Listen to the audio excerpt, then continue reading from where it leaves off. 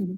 अब ऐसा दो स्पेसेस की बात करूंगी जो कि पब्लिक सेक्टर से जुड़ी हुई है। एक पीएसयू बैंक्स, जी जिनका काफी अच्छा प्रदर्शन रहा और बजट में अनाउंसमेंट्स की उम्मीद है कि कंसोलिडेशन होगा बैंकिंग स्पेस में, 12 से 4 बैंक बनना, उसके बाद स्ट्रेटेजिक इन्वेस्टर्स की खोज भी हो सकती है, ऐसा ऐसी तो खबरें आ रही है। और दूसरा डिफेंस स्पेस, जहाँ पे बहुत सारे ऑर्डर्स अभी भी जो है वो कंपनीज को मिल रहे हैं। एग्जीक्यूशन फ्रंट पे थोड़ा बहुत दिक्कतें हैं, लेकिन defence as a space valuation को लेके वहाँ चिंताएं हैं। पीएसयू बैंकिंग स्पेस में वैल्यूएशन तो है, पर because of net interest margin की स्टोरी, इंटरेस्ट रेट कट की story, how do you see this playing out in both these sectors like PSU banking space and defense? I think PSU banks ने at a fundamental level, आप हम उसके price performance की भी चर्चा करेंगे, पर अगर हम उसका फंडामेंटल बिजनेस देखें तो उन्होंने बहुत हम्म, अच्छा काम किया, मेरी उम्मीद से बेटर काम किया है। क्योंकि एक सेक्टर ये ऐसा था जब इन्वेस्टर्स ने राइट ऑफ कर दिया था कि ये पीएसयू जी। बैंक्स तो सिर्फ नीचे ही जा सकते हैं, एनपीएस हम्म, हाई हैं और ये सब है। पर हम्म, अगेन ये दर्शाता है कि जब सरकार फोकस करती है किसी चीज पे तो वो रियली हम्म, टर्न अराउंड कर सकते हैं पूरा सेक्टर को।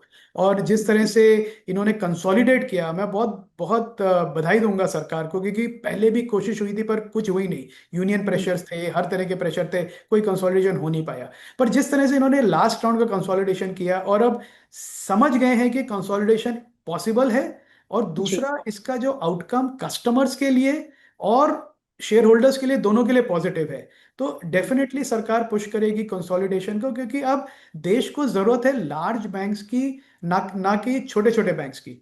तो जो हम्म, छोटे बैंक्स का जो रिक्वायरमेंट था वो खत्म हो गया। अब आपको चाहिए कि बड़े बैंक्स हों जो प्राइवेट हम्म, बैंक्स के साथ compete कर सकें अपनी बैलेंस शीट स्ट्रेंथ के साथ। सो जी। मेरी उम्मीद ये है कि ये जो पीएसयू बैंक्स हैं इनकी परफॉर्मेंस इंप्रूव होती रहेगी। और सबसे बड़ा कारण उसका ये है कि भारत जैसे देश में आपको ब्रांच नेटवर्क चाहिए, आप पूरा डिजिटल बैंकिंग नहीं कर सकते। काफी लोग हैं जो नहीं हम्म, समझते हैं, नहीं कर पाते हैं। तो रिटेल लेवल जी। पे ब्रांच परफॉर्म प्रेजेंस बहुत इंपॉर्टेंट है। दूसरी तरफ हम्म, जो इन्होंने कॉस्ट टू इनकम रेशियो है उसको भी काटा है, हम्म, जो एम्प्लॉय बिजनेस इन्होंने मीट्रिक ट्रैक किया है। तो ओवरऑल जी। काफी पॉजिटिव हूं मैं पीएसयू बैंक्स पे।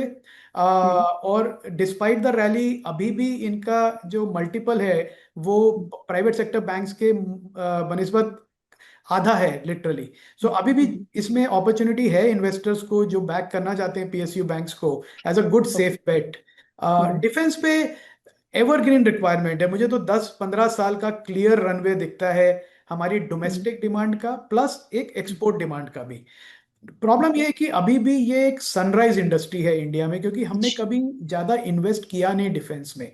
तो अब हम्म, पिछले 3-4 साल से 5 साल से जो डिफेंस में इन्वेस्टमेंट डोमेस्टिक मैन्युफैक्चरिंग में शुरू हुआ है वो हम्म, मेरे को लगता है कि 2-3-4 साल में स्केल अप करेगा।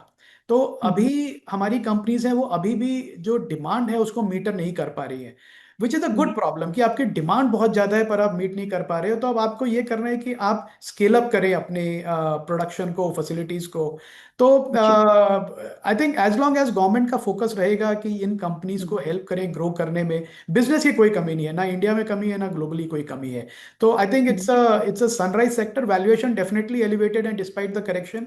पर हम्म, मौका भी ऐसी कंपनीज में मिलता है बिकॉज ये यूनिक कंपनीज, ऐसी हर एक के बस की बात नहीं है। हम्म, मिसाइल कंपोनेंट्स बनाना या नेवी के लिए रेडार बनाना या फिर एम्यूनेशन बनाना, ये सबके बस की जी। बात नहीं, बहुत कॉम्प्लेक्स बिजनेस है। तो very high entry barrier business है, जिसकी वजह से हम्म, मल्टीपल हमेशा हाई रहेंगे इन कंपनीज के। पर हम्म, ग्रोथ जब तक रहेगा तब तक इन्वेस्टर्स को डेफिनेटली रिवॉर्ड करेंगे डिफेंस स्टॉक्स।